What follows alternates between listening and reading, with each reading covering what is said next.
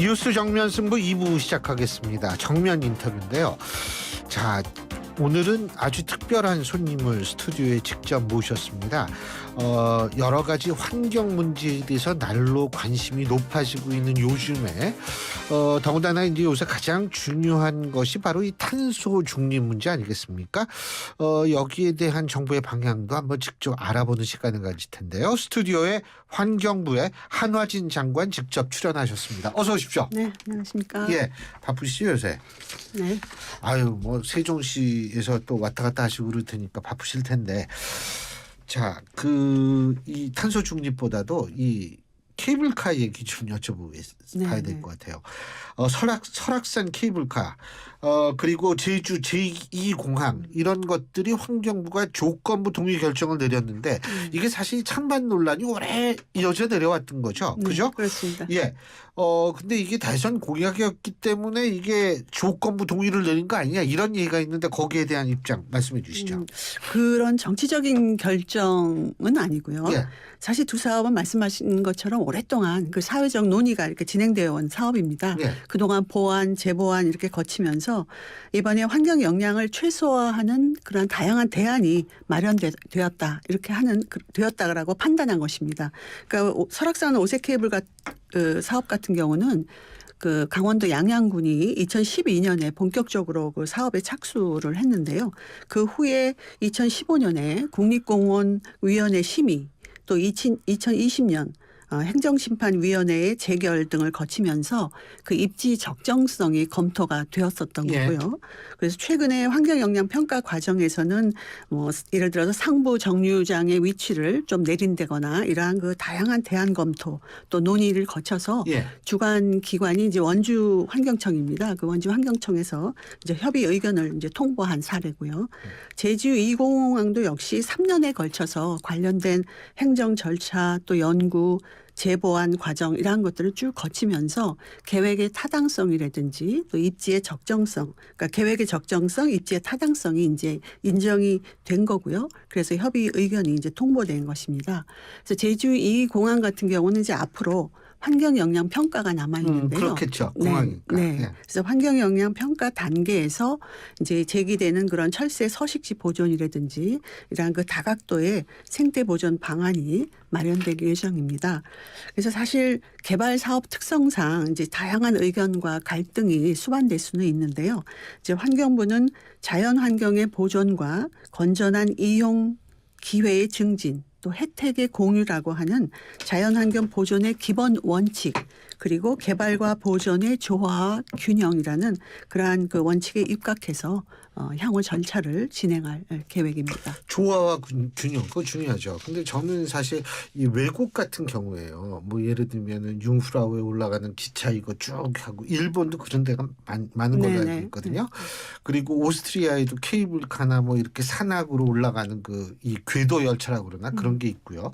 그래서 이런 것들을 이런 것들을 기초로 해서 그러니까 그런 케이블카나 뭐 이 산악 궤도 열차 같은 것들을 만들기 이전과 만든 이후 환경이 진짜 파괴가 됐는가 이런 데이터가 아마 외국에도 있지 않을까 이런 그냥 막연한 추측을 해보거든요.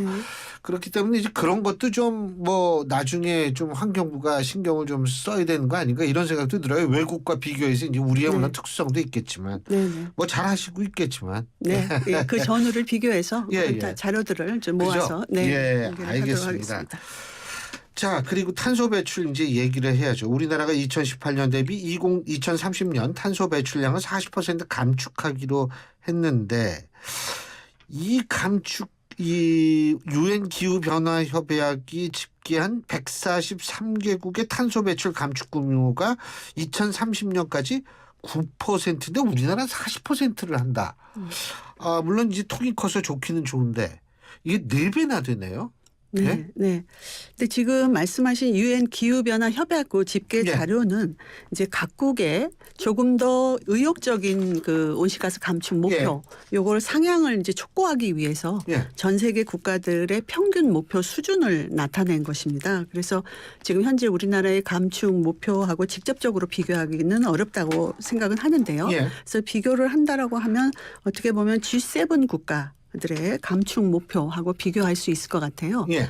근데 G7 국가들의 감축 목표는 이제 2018년하고 비교했을 때 2018년 대비 한 35%에서 45% 수준. 그러니까 예. 우리나라하고 좀 유사합니다.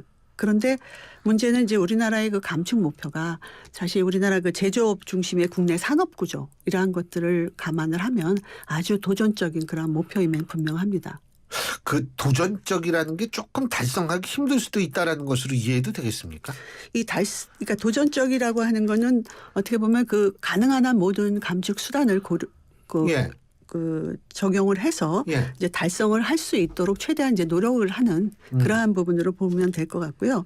근데 지금 민간 부문에서는 이 탄소 중립이라 그래서 온실가스 감축 이런 부분에 그 적극적으로 지금 동참을 하고 있습니다. 그래서 정부에서 재정적으로 또 이제 제도적으로 이제 지원을 하면 이 도전적인 목표이긴 한데 이제 달성할 수 있을 것이라고 이렇게 전망을 하고 있습니다. 그렇죠. 경제 요새 어렵잖아요. 네. 그러니까 이제 경제적인 측면도 환경부가 환경만 집중해야 되겠지만 사실은 정부기 때문에 여러 가지 좀 포괄적인 시각을 가질 필요도 있지 않나 이런 의견도 있을 거라는 생각이 들어요. 네네, 그렇습니다. 1차 국가 탄소 중립 녹색 성장 기본 계획.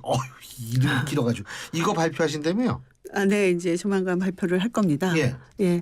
그러니까 이 기본 계획은 사실 그러니까 국가 탄소 중립, 녹색 성장에서 국가 비전으로 2050년을 이제 우리가 탄소 중립을 하겠다고 선언을 한 게 있고요. 예. 또 2030 중장기 이제 온실가스 감축 목표 달성을 위한 그러한 로드맵을 작성하는 게 있는데 이게 5년마다 수립하는 법정 계획입니다. 예. 예, 그래서 이 기본 계획에는 뭐 비전, 국가 비전이라든지 전략 이런 여러 몇 가지가 있는데 그 중에 가장 핵심적인 것이 2030년 부문별 연도별로 온실가스 감축을 이렇게 줄이겠다 하는 예. 그 로드맵을 만드는 게 있습니다. 예. 이제 그러한 것들이 기본 계획에 담겨질 텐데요. 그래서 특히 2030 온실가스 감축 그 로드맵은 이제 그 온실가스가 나오는 부문, 그러니까 예. 발전이라든지 산업, 수송 예. 이러한 부문별로 주요 감축 수단을 적용을 해서 예. 이제 그 수립되는 그런 로드맵 아하. 계획입니다. 예. 그래서 예를 들어서 이제 에너지 같은 경우는 원전하고 재생에너지를 조화롭게 이제 균형을 맞춰서 저탄소 에너지로 전환하는 이런 예. 부분이 있고요. 또 산업 부문 같은 경우는 혁신 기술을 도입해서 온실가스를 줄이는 그러한 감축 수단이 들어가 있고 또 수송은 전기차라든지 수소차 등의 무공해차 이러한 것 통해서 수송 체계를 바꾸는 것이 있고요.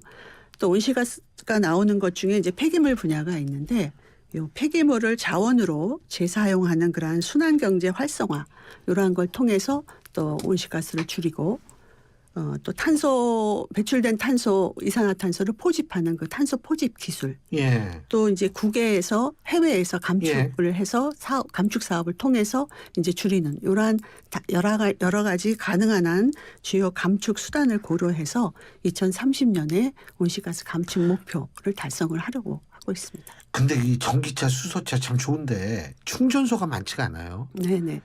그래서 그거는 어느 부처에서 담당하는 거예요? 지금 충전소 확대하고 하는 것은 이제 환경부가 산업부랑 산업부랑 이제 같이 합동으로 해가지고 하고 있습니다. 그렇군요. 예, 그래서 지금 말씀하신 대로 충전소 이제 확대하는 것도 지금 계속해서 지금 추진을 하고 있습니다. 저도 전기차 참 좋은데 아파트 사는 사람 전 더군다나 오래된 아파트 살아가지고 이거 집에선 충전하는 게 불가능하거든요.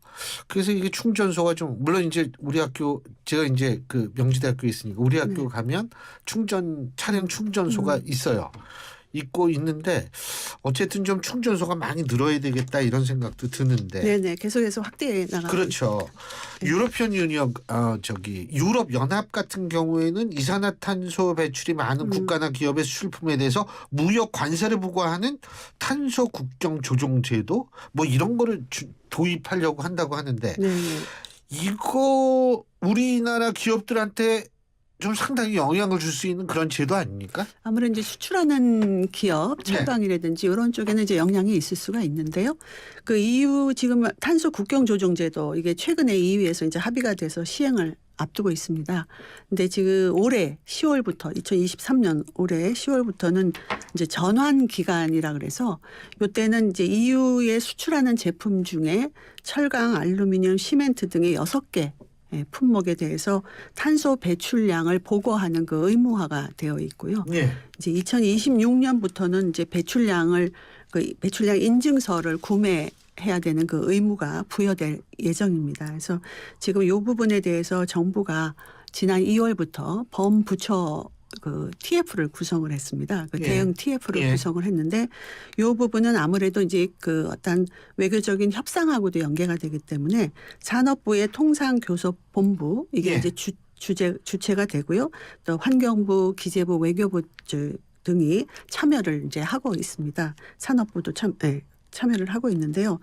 이 먼저 우리 기업의 지금 탄소 감축 노력이 되고 있는데 이 탄소 감축 노력이 EU에서도 인정받을 수 있도록 EU하고 이제 협상하는 부분이 하나가 있고요. 예. 또 하나는 아까 말씀드린 대로 이제 10월부터 배출량을 보고하는 그 의무가 있는데 배출량을 이제 보고하려면 배출량이 제품에서 얼마만큼 나오는지를 알아야 되니까 예. 배출량의 그 측정 또 그것도 계산 쉽지 않을 것 같은데. 예. 또 그 측정하면 또 그거를 보고하는 그리고 그걸 검증하는 그러한 체계가 있습니다. 예. 그래서 이제 그러한 그 체계를 구축하는 게 아주 중요한데요.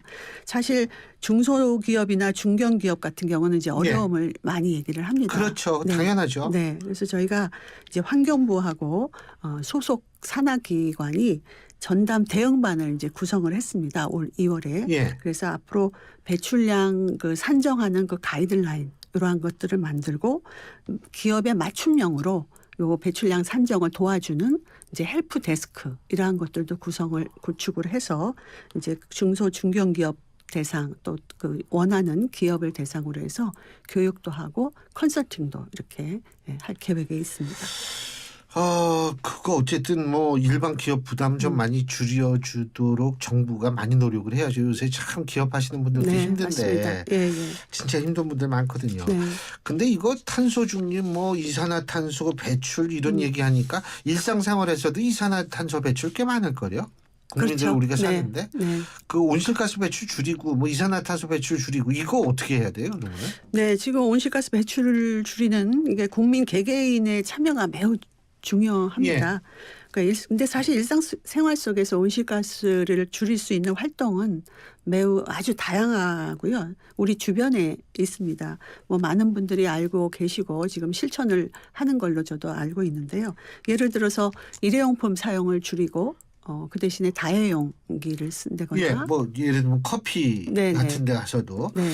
근데 그것도 쉽지가 않은 것 같더라고요. 네. 예. 또 자가용보다는 뭐 대중교통을 이용한다거나. 그것도 합리적인 아주 합리적인 얘기인데 사실 저도 그래요. 출퇴근할 때 이 큰 쇳덩어리에 딱 혼자 앉아가지고 움직인다는 게 이게 굉장히 비효율적인 거거든요. 네. 그래도 저도 차 몰고 다니니까 뭐라 그럴 수도 없고 사실 맞는 말씀이죠. 네, 또 뭐 아무래도 에너지 가정에서의 그 전기라든지 가스 전략, 또 수돗물 전략 이러한 것들이 다 에너지하고 연계되니까요. 그리고 온실가스 배출하고 연계되니까 그러한 부분 또 친환경 제품을 구매한다거나 이러한 걸 통해서 온실가스 온실가스를 줄일 수 있는 그런 방법이라고 보고요. 그래서 환경부는 이러한 국민들의 실천 이제 활동 이걸 지원하기 위해서 인센티브 제도를 도입을 올해부터 이제 탄소 중립 포인트제라는 게 있습니다. 그래서 예를 들어서 탄소 중립 실천 활동을 하면 이거를 나중에 포인트제를 적립을 시켜서 현금으로 사용할 수 있게. 활동을 어떻게 체크하세요? 그러니까 예를 들어서 이제 올해부터는 커피 매장에서 일회용 컵 대신에 텀블러를 쓰면은요 300원을 현금으로 쓸 수 있도록 포인트를 주고요. 또 예. 전기 가스를 가정에서 예를 들어 에너지 사용량을 줄였다고 하면 이제 그러니까 뭐 전달 사용 대비 뭐 예를 들면 뭐 전년도 대비 대비라든지 예. 뭐 이런 식으로 하면 한 가구당 최대 10만 원까지 이제 지원을 해주는. 예, 포인트를 주고요. 자가용 대신에 대중교통을 쓰면 자가용의 그 마일리지가 이제 주행거리 있죠. 예. 그럼 자동차 주행거리가 줄어드니까 예. 그거에 따라서 이제 최대 10만 원까지 또 인센티브를 받을 수 있도록 이렇게 제도를 하고 있습니다. 예. 근데 지금 저희가 2022년부터 운영을 하는데 현재까지 약 38만 명이 지금 탄소 포인트 중립 포인트제에 이제 참여해서 지금 탄소 온실가스 줄이는 쪽에 실천을 하고 있습니다. 좀 많이 참여하면은 아무래도 포인트 쌓이면 그 현금처럼 쓸 수 있는 네네, 거죠. 예. 예. 그래서 오늘 이 방송을 듣거나 예. 보고 계신 분들도 관심을 가지시고 아하. 동참을 해주시면 좋겠습니다. 이게요. 근데 일반 국민들은 사실은 일단 환경 그러면은 일단 자기한테 직접 피해 오는 거 이런 게 제일 중요하거든요. 근데 요새 이게 제일 피해 보는 게 미세먼지예요. 네네. 사실 제가 일본 사람들하고 이렇게 접촉을 해보면 일본에는 미세먼지가 거의 없다는 거예요. 결국 우리가 일본까지 가는 것 대신 우리가 걸러주는 꼴이 되는 건데 이거 중국에서 대부분 오죠. 미세먼지. 시기별로 좀 다른데요. 예. 이제 보통 50, 50 이렇게 보고 있습니다. 50, 나머지 50은 우리가 발생한다. 근데 이제 고농도일 때는 중국에서 오는 영향이 클 때도 있고요. 기상학적으로 예. 차이가 좀 있습니다. 근데 12월에서 3월까지가 미세먼지 농도가 높다 그러는데 그건 이유가 뭐예요? 그 12월에 3월까지 이제 일단은 중국에서 오는 것은 예. 이제 북서 계절풍의 영향으로 중국 등의 국외에서 이제 유입되는 부분이 있고요. 또 고기압에 따른 그런 대기 정체가 많이 나타납니다. 그래서 대기 정체가 나타나면 아무래도 그 배출된 미세먼지가 대기 중에 쌓이게 되다 보니까 이제 미세먼지 농도가 높아지는 경우고요. 예. 그리고 12월에서 3월이라고 하면 주로 겨울철에 해당이 되기 때문에 우리나라 또 중국에서는 난방 수요가 난방. 그렇죠. 연료가 많이 사용하게 되고요. 또 자동차 연료도 많이 사용하기 때문에 미세먼지 배출량이 늘어나고 또 이제 농도가 높아지게 됩니다. 지금 중국은 우리나라가 미세먼지 자기네 나라에 의해서 미세먼지 피해받고 있다는 거 인정 안 하죠? 인정이라기보다 이제 같이 이제 그 한중 협력을 통해서 미세먼지 해결을 같이 노력하자 하는 그런 쪽에 지금 협력을 하고 있죠. 예, 아주 말이 좋네요. 자, 지금 어쨌든 정부에서도 무슨 대책을 세우고서 이제 총력 대응을 좀 하겠죠, 아무래도. 네, 하고 그죠? 있습니다. 예. 자, 그리고 전기차 아까 제가 잠깐 말씀드렸는데. 네. 이게 사실 전기차, 내연기관차 고민하시는 분들이 점점 늘어요. 근데 저는 사실 전기차 보면 이 안에 예를 들면 사이드 미러 대신에 안에 이렇게 지난번에 전기차 택시를 탔더니 사이드 미러 대신에 이게 앞에 계기판에 이 사이드 미러 같이 뭐가 툭 튀어나오더라고요. 옆에 차선이. 이거 참 좋은데 이러는데 지금 특히 이제 보조금 때문에 더군다나 그게 매력 포인트였을 수도 있는데 이거 개편안이 발표됐어요? 네. 바꿔요? 돈을 더 주는 겁니까? 덜 주는 겁니까? 보조금을 이번에 이제 저희가 보조금을 매년 이렇게 전기차 보조금 개편안을 발표를 하는데요. 사실 전기차가 지금 아까 그 온실가스 감축하고 연계해서 저희가 2030년까지 전체적으로 이제 무공해 차는 450만 대, 전기차는 한 420만 대 보급을 목표로 하고 있습니다. 근데 지금 현재 450만 대, 420만 대 전기차만. 나머지 30만 대는 수소차인데요. 수소차. 전기차가 지금 현재는 한 40만 대 보급이 되어 있어요. 근데 사실 이제 많이 지금 보급이 확대가 되고 있는 상황이고 그래서 우리 일상에서 어떻게 보면 매우 친숙한 그런 자동차가 되겠는데요.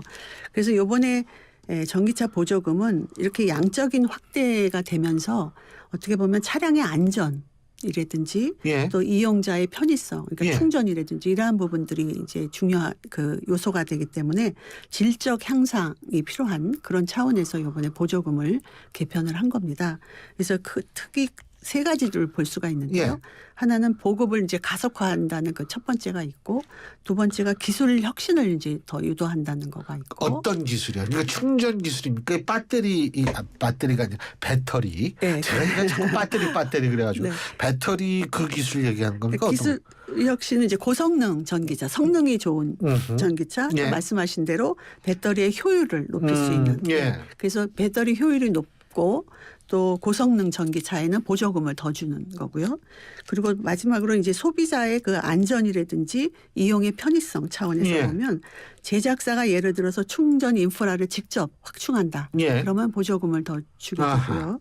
또 국민들이 편리하고 안전하게 전기차를 이용할 수 있도록 안전을 중점으로 둬서 직영 정비센터를 운영한다라고 할 알겠습니다. 경우에는 보조금을 더 주는 이런 아하. 쪽으로 개편을 했습니다.